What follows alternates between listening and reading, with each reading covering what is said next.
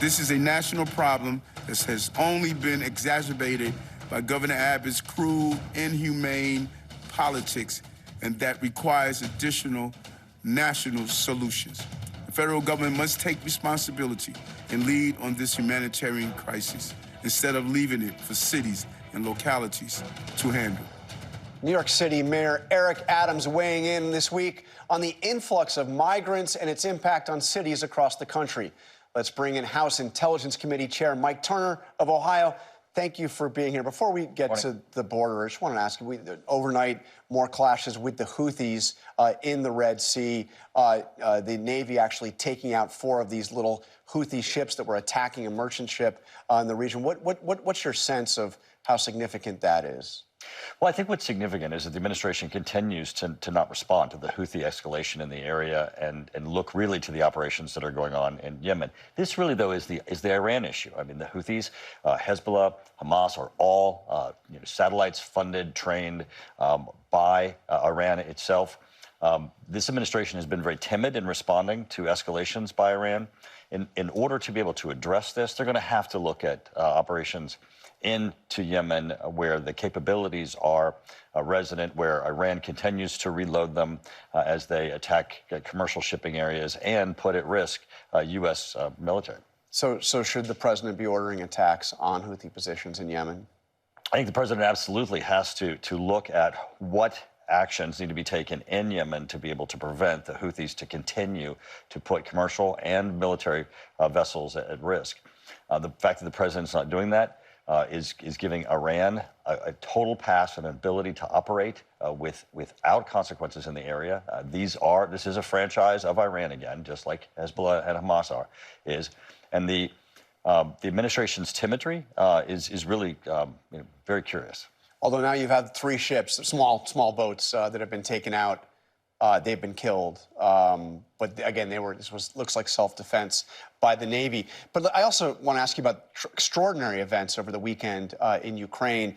President Biden is saying that we're witnessing the most extensive aerial attacks on Ukraine since the start of the war. We now see Ukraine has hit a city inside Russia. How concerned are you about events in Ukraine? Well, I mean, very. I think a lot of this stems, again, from the fact that the administration is not providing the type of aid and assistance to Ukraine to be able to do the job that needs to be done. The administration's open policy is for Ukraine to push Russia out of Ukraine, to recapture Crimea, but they're not giving them the weapon systems and the capabilities to do so. And now Russia claims that the missile attack into Ukraine is a result of the attack that occurred on their naval vessel in Crimea. Certainly that was followed by an announcement of them withdrawing their naval capability from Crimea. That makes Ukraine more safe.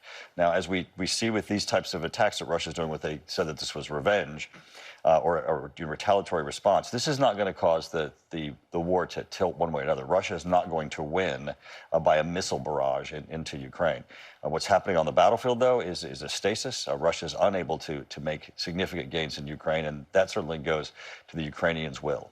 But let me read you something that we heard from the Ukrainian foreign minister over the weekend about this latest aerial assault. He said, "Today, millions of Ukrainians awoke to the loud sound of explosions. I wish those sounds of explosions in Ukraine could be heard all around the world in all major capitals, headquarters, and parliaments, which are currently debating further support for Ukraine." You mentioned your concern that the Biden administration isn't giving Ukraine what it needs. But what about the problem in the House? I mean, are you going to come to an agreement that will provide additional funding to Ukraine? Absolutely. The funding for Ukraine issue is, as you know, is tied up in the issue of the administration's failure to address the border crisis that we have and the 6 million people that have crossed the border during the Biden administration. But every time there has been on the House floor a provision to support Ukraine funding, it's been well over 300 out of 435 members who have supported it. There'll continue to be support.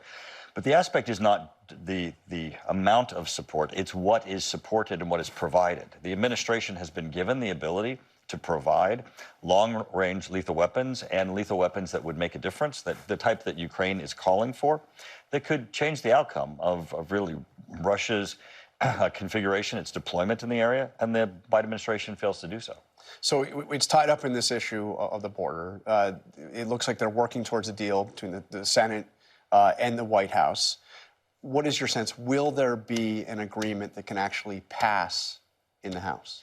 Well, the issue really comes down to the administration changing its policy on the border. You know, back to 6 million people have crossed the border since the Biden administration has more than come a quarter into being. million in December alone. Right, exactly. Unbelievable numbers Yes. in just December. So the administration needs a fix. Also, we cannot continue this. You know, you compare the 6 million that have crossed the border so far, there are only 11 million people in my home state of Ohio. So you have this comparative of this continues. It's an unprecedented burden. You saw the mayor of New York. We have cities across the country who are having, huge impacts, who are calling on the administration to address it. This is their opportunity to come to Congress, say, we'll change these policies, we'll address the issue of securing our border, and then, of course, we'll move forward with the rest of the national security package that includes Ukraine and Israel. So let's get specific just for a moment. The deal that's being talked about in the Senate, as we understand it, is toughening asylum protocols for migrants arriving at the U.S.-Mexico border, as well as bolstering the personnel at the border, Border Patrol. Is that going to be enough? Well, for the Republicans in the House? Certainly have to bolster the personnel, and that certainly is a funding issue, but policies need to change. The Remain in Mexico policy worked during the Trump administration. It significantly impacted the flow and the ability for people to present themselves in the United States. And also, we're going to need a border that has a barrier. We're going to have some controls of our border. Every sovereign nation has to control their border. This is something the administration has an opportunity to step up to the plate right now and address. And what's at stake if you don't have an agreement here? I mean, not just in terms of the border, but because you've tied this to Israel and to Ukraine. Remember, the administration tied them together. When they proposed the national security package, they included border funding. It was Israel, Asia, Ukraine, and the border. So they began with their salvo of negotiations on the border. They just need to come to the table in a meaningful way. Okay. All right. Congressman Mike Turner, chair of the Intelligence Committee in the House, thank you very much for joining us. Thanks, John. Hi, everyone. George Stephanopoulos here. Thanks for checking out the ABC News YouTube channel. If you'd like to get more videos, show highlights, and watch live event coverage, click on the right over here to subscribe to our channel. And don't forget to download the ABC News app for breaking news alerts. Thanks for watching.